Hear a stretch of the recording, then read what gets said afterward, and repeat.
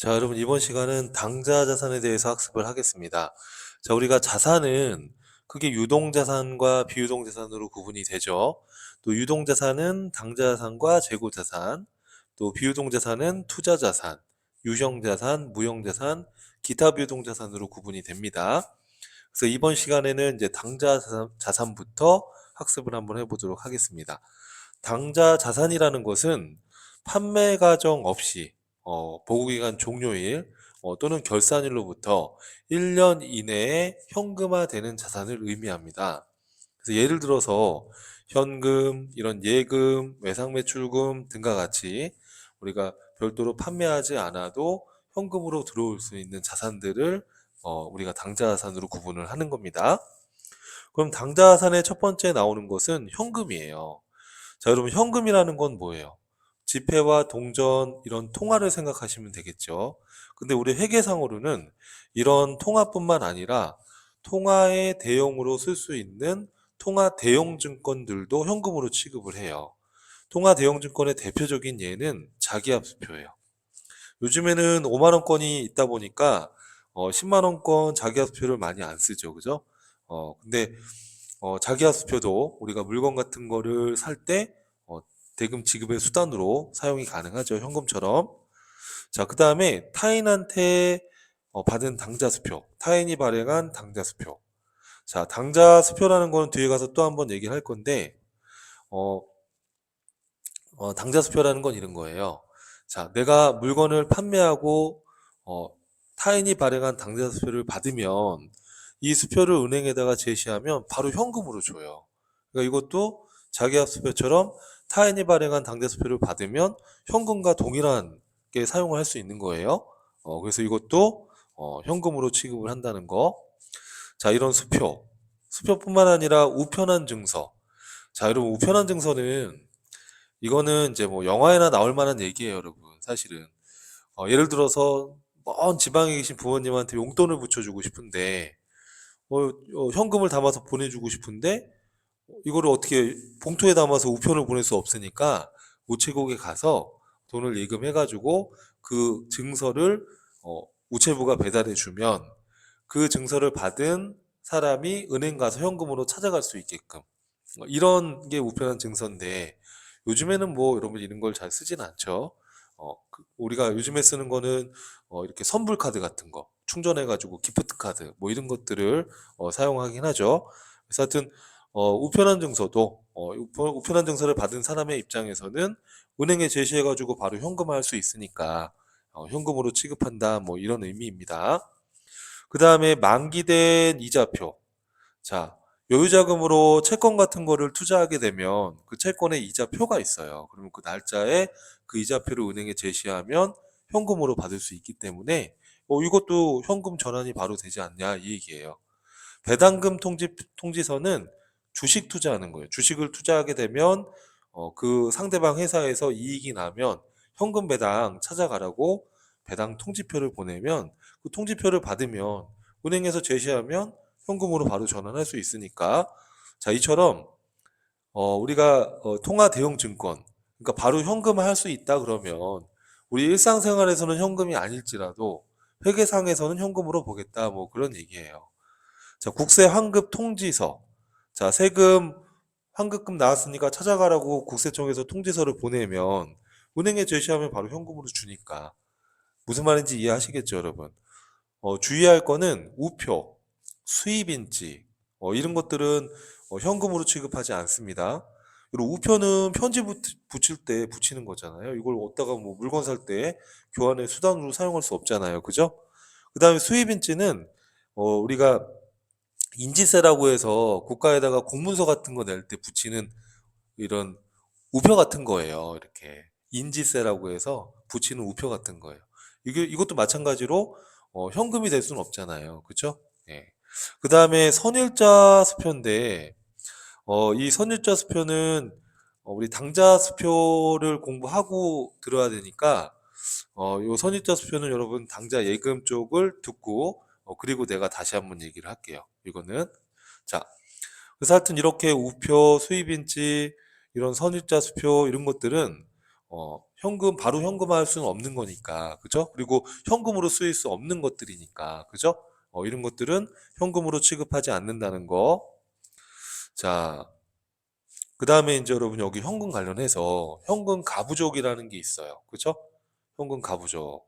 자, 지금 여러분들은 회계를 처음 공부하시는 분들이기 때문에 용어 하나하나가 다 생소해요. 그죠? 제가 항상 말씀드리는 게 뭐예요, 여러분? 쭉 우선은 공부를 하고 또 이렇게 다시 복습해보면 이해되는 시점이 있으니까 그냥 쭉 들으시면 되는 거예요. 편안하게. 아시겠죠, 여러분들? 자, 용어가 좀 생소한데 현금 가부족 이건 또 무슨 말인가 싶죠. 그죠? 여러분 현금 가부족은 장부상 현금의 잔액하고 실제 현금의 잔액이 이게 일치하지 않을 수도 있다는 거예요. 장부 기록을 하다 보면. 그러면 그 일치하지 않는 원인을 찾기 전까지 일시적으로 현금 가부족으로 기록해 놨다가 그 원인을 밝혀내면 그 해당 계정으로 대체를 해줄 때 쓰는 계정 과목이에요.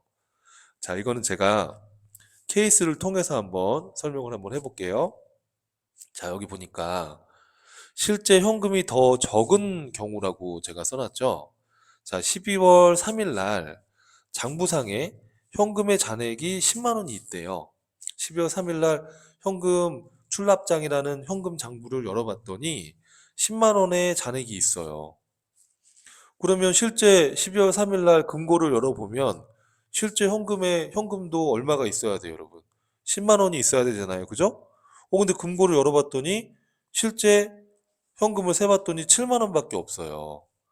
그러면 장부상의 현금의 잔액과 실제 현금이 맞지 않죠. 그럼 이런 이유가 뭐 예를 들어서 금고에서 현금 3만 원을 꺼내다가 갖다 썼는데 기록을 장부에 안 했다든지 그러다 보니까 실제 현금하고 장부상의 현금이 맞지 않는 거죠. 그런데 이 3만 원 차이 나는 거를 아직 모르겠는 거예요. 왜 이게 지금 차이가 났는지 원인을 아직은 밝혀내지 못했어요. 자, 그러면 우선은 장부에다가 기록을 해야 되니까 12월 3일 날 현금이 3만 원이 없어졌다라고 기록을 해야 되겠죠, 우선은. 그 대변에 현금이라는 자산이 감소됐다라고 기록을 해 주는 거예요. 이해되시죠? 근데 여러분 이 3만 원만큼 이게 뭐 비용을 지출한 건지 뭐 자산을 구입한 건지 아직 그 내용을 모르는 거예요. 그래서 우선 임시로 현금가부족이라는 계정 과목으로 해서 임시적으로. 그러니까 현금가부족이라는 거는 자산이 아니고 비용도 아니고 그냥 임시로 기록해 놓은 거. 임시적이다라는 말 아시죠, 여러분?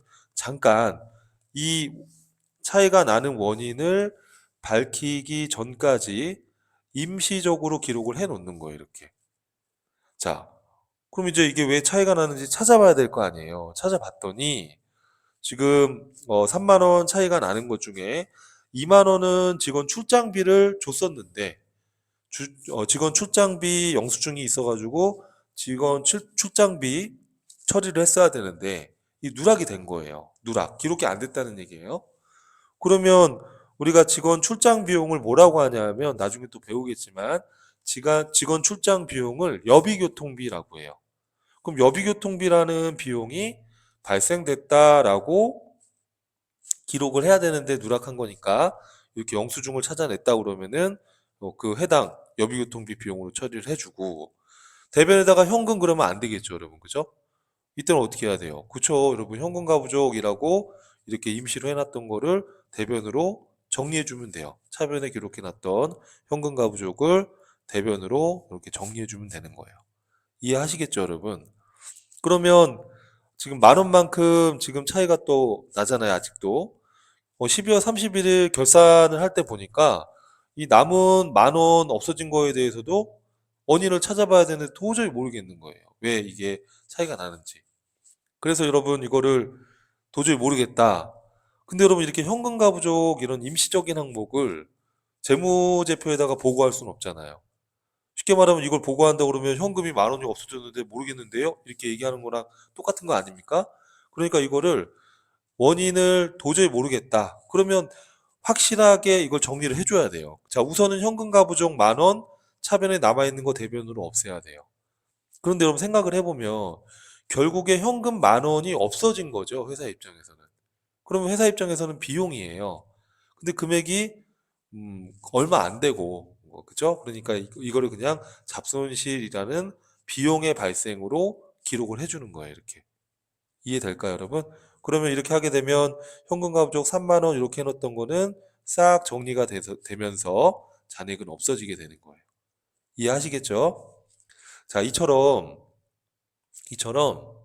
장부랑 실제 현금이 맞지 않을 때 현금 가부족으로 이렇게 기록을 해놨다가 그 원인을 밝혀내면 이렇게 여비교통비든 잡손실이든 이렇게 처리를 하라는 얘기예요. 그 원인을 밝혀내면 이렇게 여비교통비 밝혀냈다 그러면 이렇게 여비교통비 계정으로 이게 복리후생비였다 그러면 복리후생비로 기업 업무 추진비 비용이었다 그러면은 기업 업무 추진비로 이렇게 밝혀낸 계정으로 현금 가부족을 대체해주고 결산 시점까지도 이 원인을 못 찾겠다. 그러면 자, 어떻게 해야 돼요? 현금이 없어진 거는 잡손실로. 만약에 거꾸로 현금이 더 많으면 그렇죠. 잡이익으로 처리하자라는 거예요. 자, 그러면 여러분 거꾸로 지금 실제 현금이 더 적은 케이스였지만 거꾸로 현금이 더 많으면 어떻게 할까요, 여러분? 반대로. 자, 이것도 한번 볼게요. 실제 현금이 더 많아요. 자, 케이스를 통해서 한번 볼게요. 12월 3일 날 장부상 현금의 잔액이 12만 원이에요. 지금 우리가 복식보기로 장부 기록해서 12월 3일 날 현금의 잔액을 현금 출납장 장부에서 확인해 봤더니 잔액이 12만 원 이렇게 딱 되어 있어요. 그러면 당연히 12월 3일 날 실제 금고를 열어보면 현금이 들어있는 금고통을 열어보면 12만 원이 돼야 되잖아요. 근데 실제 현금이 17만 원이나 있어요. 그러면 지금 5만 원이 더 많잖아요. 그죠? 근데 그 5만 원이 왜 더 많은지를 모르겠어요. 아마도 예측을 해보면 5만 원의 현금을 금고통에다 더 넣어놓고 뭔가 장부 기록을 빠뜨린 거죠. 그죠? 그럼 우선은 기록을 해야 되니까 12월 3일 날 현금이 5만 원이 더 많어. 이렇게 기록을 해주는 거예요. 이해될까요? 그런데 여러분 대변에다가는 이게 지금 이자 수익을 받아서 받은 건지 아니면은 뭐 상품을 팔아서 돈을 받았었는지 내용을 모르니까 우선 대변에 현금가부족이라고 해서 임시적으로 여기다가 현금가부족이라고 해서 기록을 해 놓는 거예요, 이렇게. 자, 그런 다음에 어떻게 해야 되겠어요, 여러분 생각에? 이 원인을 찾아내야 될 거 아닙니까, 그죠? 자, 12월 5일 날 보니까 이 5만 원 중에 현금이 지금 과잉이잖아. 더 많잖아. 그죠? 더 많은데 이 중에 4만 원은 중개 수수료를 내가 받은 게 있네, 현금을. 근데 이거를 깜빡하고 기록을 못 한 거예요. 그럼 어떻게 해요? 그럼 참고로 우리가 이제 알선 같은 걸 해주고 중개료를 받잖아요? 그럼 우리 입장에선 수익이잖아요? 그 수익을 수수료 수익이라고 해요. 수수료 수익이라는 수익이 발생됐었는데 기록을 못했던 거예요. 그러면 여러분 차변에다가 또 현금 그렇게 하면 안 되잖아요. 어떻게 해요? 그렇죠. 대변에 현금가 부족이라고 해놨던 거를 차변으로 원인을 밝혀내면 이렇게 수수료 수익 등과 같은 해당 계정으로 이렇게 정리해 주는 거예요. 이해하시겠죠, 여러분?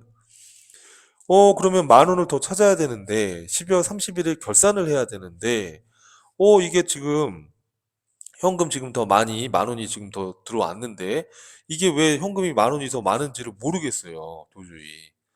근데 현금가 부족은 임시적인 거니까 이 잔액이 남아 있으면 안 돼요.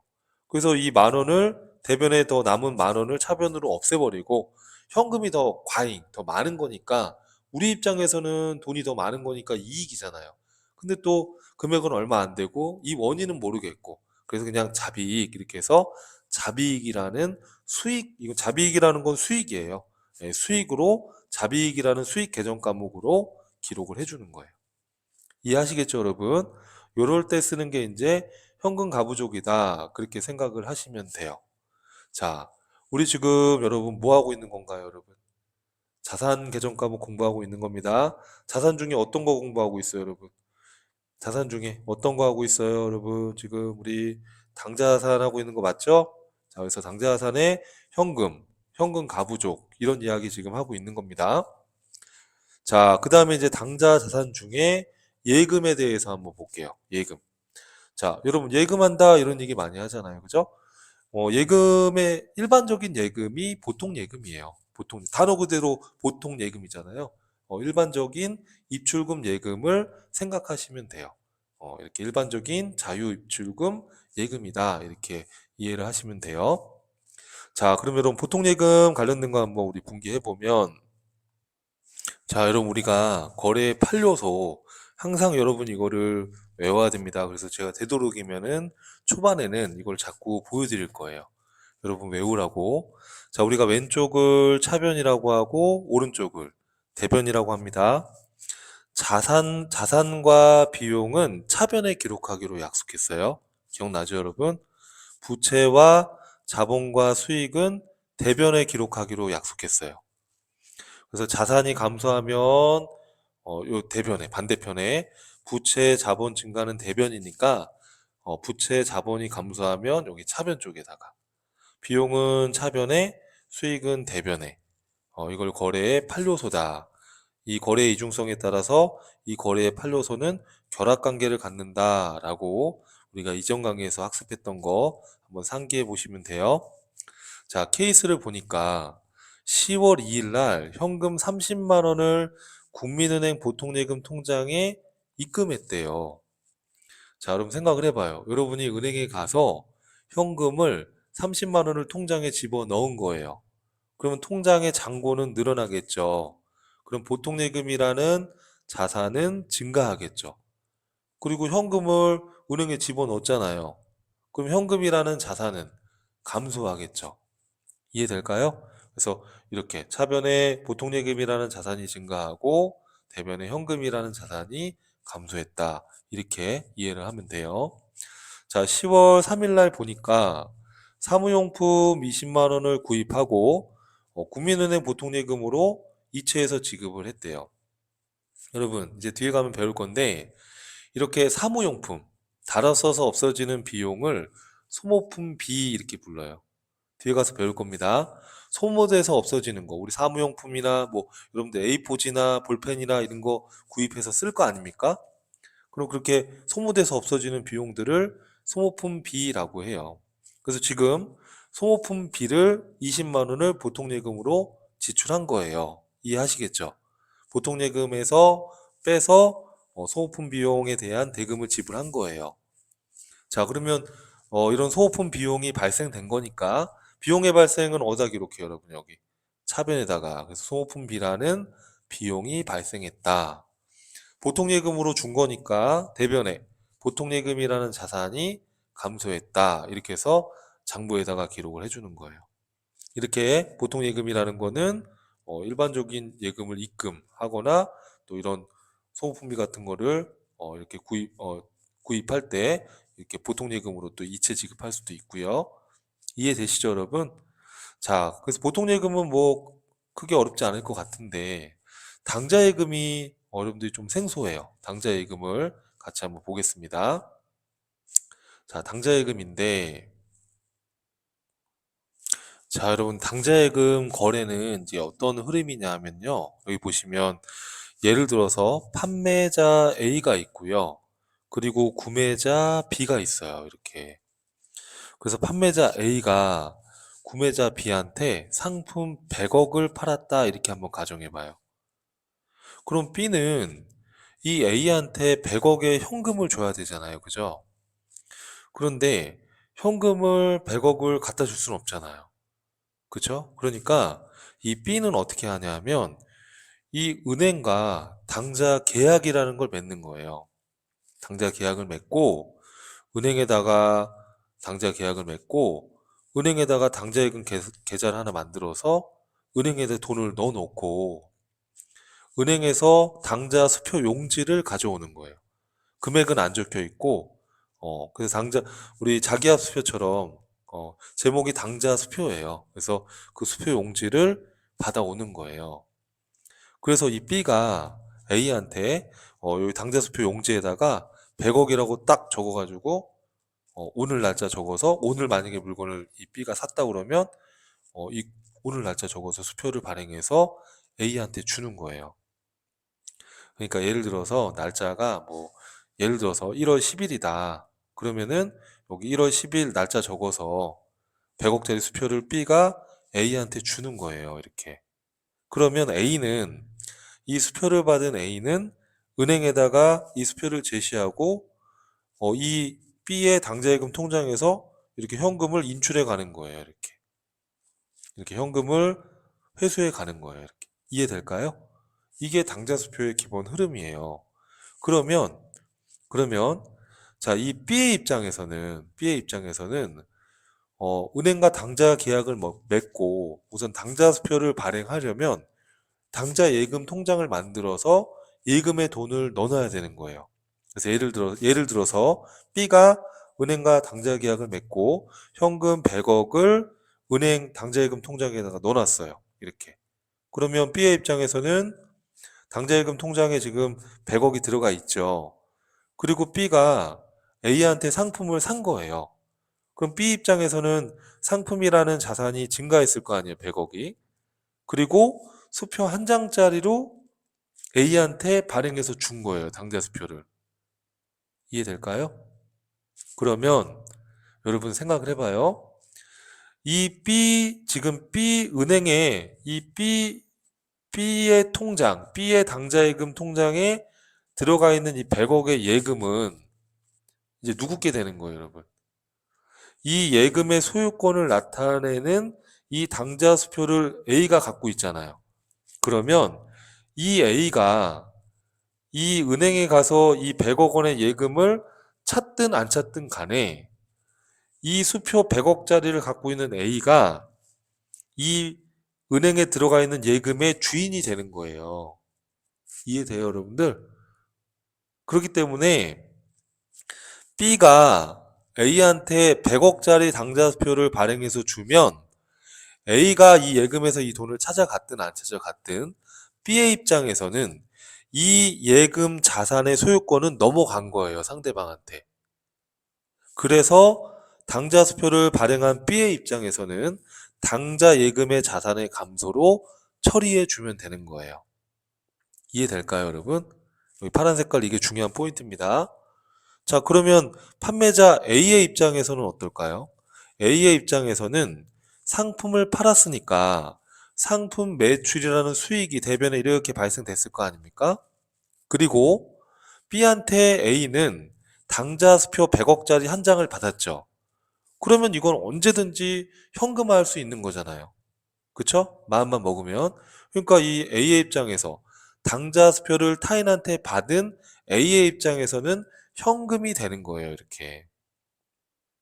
이해될까요? 그래서 우리가 이전 강의에서 공부할 때, 그러니까 여기 위에서 공부할 때, 이전 강의가 아니라 현금 쪽에서 공부할 때, 자, 현금에 의해 보시면은 타인한테 받은 당좌 수표도 현금이다라고 했죠. 그러니까 이거는 지금 이제 이 뭐예요, 여러분? 이 A의 입장인 거예요. A의 입장에서 이렇게 B라는 타인한테 받은 이 당좌 수표 100억은 현금과 동일하다라는 거예요. 이해되시죠, 여러분? 자, 그래서 여기 그런 내용을 제가 여기다 메모를 해놨습니다. 자, 근데 이제 여러분, 우리가 조금 더 생각을 해볼게요. 자, 만약에 여러분 제가 숫자를 조금만 바꿔볼게요. 만약에 이때, 자, 집중해봐요, 여러분들. 조금만 숫자를 바꿔볼게요, 제가. 자, 만약에 여러분 이때 있잖아요. 만약에 가정을 조금만 바꿔서 상품을 120억짜리 상품을 지금 팔았어요, A가. 그럼 B가 지금 통장에 당좌예금 통장에다가 100억을 넣어놨거든요. 그러면 120억짜리 수표를 발행할 수 있을까요, 여러분? 제가 질문해 보면, 자, 120억짜리 당좌 수표를 B가 만약에 발행하면 이 상태로는 B는 수표가 부도나는 겁니다. 이 A가 은행에다가 120억짜리 수표를 제시하면 통장에 100억밖에 들어가 있지 않기 때문에 수표 부도가 나는 거예요. 그러면 이렇게 수표를 발행할 때마다 이 예금의 잔액을 다 확인해 가지고 이렇게 하기가 또 번거롭잖아요. 그래서 이 당좌 예금은 일반 예금과 좀 다른 점이 한도를 늘릴 수 있어요. 우리 마이너스 통장처럼 인출할 수 있는 한도를 늘릴 수 있어요. 이거를 당좌 차월이라고 해요. 당좌 차월. 우리 마이너스 통장을 생각하시면 돼요. 예를 들어서 이 B가 은행하고 계약을 맺을 때 추가적으로 당좌 차월 계약을 맺는 거예요. 추가적으로 당좌 차월 계약을 맺는 거예요. 그래서 50억의 한도를 더 뺄 수 있게 뭐 건물이나 토지 같은 걸 담보로 제공하고 한도를 더 늘렸다고 한번 해볼게요. 이런 거를 당좌 차월이라고 하는 거예요. 그러면 만약에 지금 한도를 50억을 더 늘려놨다 이렇게 가정하면 이 B가 이때는 예금이 100억밖에 없지만 150억까지 수표 발행이 가능한 거예요. 이해되시죠, 여러분? 그럼 만약에 이런 상황이라면 자, 이 B의 입장에서는 상품 자산이 120억짜리가 증가되겠죠. 상품 120억을 산 거니까 B의 입장에서. 그런데 여러분 수표를 지금 120억짜리를 발행하게 되면 우선은 당좌예금 통장에 100억밖에 없잖아요. 그러면 당좌예금 자산은 100억이 감소하고요. 이 20억만큼은 은행에서 결국에 빌려 쓴 거예요. 이걸 이 20억이 당좌 차월된 거죠, 지금. 마이너스 통장에 마이너스 20억이라고 찍혀 있겠죠. 이 당좌 차월된 마이너스 20억을 우리는 차입금으로 보는 거예요. 여러분 우리가 공부를 아직 안 했지만 이거를 차입금, 당좌 차월된 금액을 단기 차입금이라는 부채로 인식을 하는 거예요. 그러니까 쉽게 말하면은 지금 예금에 100억밖에 없는데 120억을 지금 인출해서 쓰는 거니까 20억은 빌려 쓴 거예요, 은행에서. 이해되시죠, 여러분? 그래서 당좌 차월된 거는 단기 차입금이라는 부채로 인식한다는 거. 이걸 이해하면 돼요. 그러면 이 A의 입장에서는 어떻게 바뀌겠어요? 120억의 상품을 판 거니까 120억 상품 매출 수익이 대변에 발생했고 120억짜리 수표를 받았으니까 120억의 현금으로 처리를 해주면 되는 거예요. 이해하시겠죠, 여러분? 그래서 자, 우리 한번 케이스를 한번 볼게요. 자, 케이스입니다. 11월 5일 날 현금 70만 원을 우리은행 당좌예금 통장에 입금했답니다. 자, 그러면 현금을 은행에 입금했으니까 우리 회사의 입장에서는 현금이 빠져나간 거죠, 밖으로. 그러면 현금이라는 자산이 대변에 감소한 거예요. 맞죠? 그리고 당좌예금 통장에다가 돈을 넣었으니까 당좌예금이라는 예금 자산은 증가한 거예요, 이렇게. 이해되시죠? 자, 11월 7일 날 상품 50만 원을 구입하고 당사라는 건 우리 회사. 우리 회사가 당좌수표를 발행해서 상품 구입 대금을 지급했대요. 자, 그럼 우리 회사 입장에서는 상품이라는 자산이 증가했겠죠. 차변에. 맞죠? 상품이라는 자산을 샀으니까 당좌수표를 발행해서 줬으니까 자, 우리 당좌수표 발행하면 여러분 당좌수표 발행하면 무슨 예금이 감소한다고요? 그렇죠. 당좌예금이라는 자산이 감소한 거예요. 이해하시겠죠? 그러면 70만 원에서 50만 원 당좌예금 빠져나갔으니까 통장에 잔고는 20만 원밖에 없는데 11월 9일 날 비품이라는 자산 30만 원을 구입하고 우리 회사가 당좌수표를 발행해서 줬대요.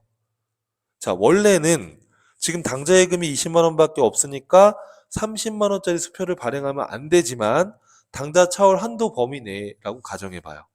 당좌 차월 계약을 이렇게 추가적으로 맺었대요, 우리 회사가. 그리고 한도 범위 내에서 수표를 발행했다 해봐요. 자, 우리 비품이라는 이 계정 과목은 컴퓨터나 에어컨이나 책상이나 의자나 이렇게 직기 비품을 비품이라고 해요. 그래서 비품이라는 자산을 구입한 거니까 비품이라는 자산이 차변에 30만 원이 증가된 거 맞죠? 자, 당좌수표 30만 원짜리를 발행해서 줬어요. 그러면 당좌 예금은 20만 원만 우선 잔고가 빠져나가고 10만 원 마이너스 된 거는 은행에서 빌려서 쓴 겁니다. 그죠? 우리 당좌 차월된 건 뭘로 처리한다? 그렇죠. 단기 차입금이라는 부채의 증가로 기록해 주는 거예요. 이 차입금이라는 건 갚아야 될 빚이에요. 그래서 부채로 단기 차입금은 나중에 또 뒤에 가면 배우겠지만 1년 이내에 갚아야 될 부채 계정 과목을 단기 차입금이라고 합니다.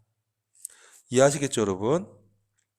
참고로 여러분 12월 9일 날 우리 실무에서는 이렇게 회계 처리를 하기도 하거든요. 우선 비품 30만 원 구입했을 때 그냥 다 당좌 예금으로 이렇게 분개를 했다가 12월 30일에 결산할 때 요 30만 원 중에 30만 원 이렇게 다 분기하면 마이너스 10만 원이 뜨잖아요. 그러면 그 마이너스 난 것은 결국에 은행에서 당좌예금을 차입한 거다라고 이렇게 12월 말일자에 분기를 해주는 거예요. 그러면 이렇게 하게 되면 어차피 지금 당좌예금 10만 원 줄었고 여기 지금 30만 원이니까 여기 20만 원으로 결국에 반영이 되는 거잖아요.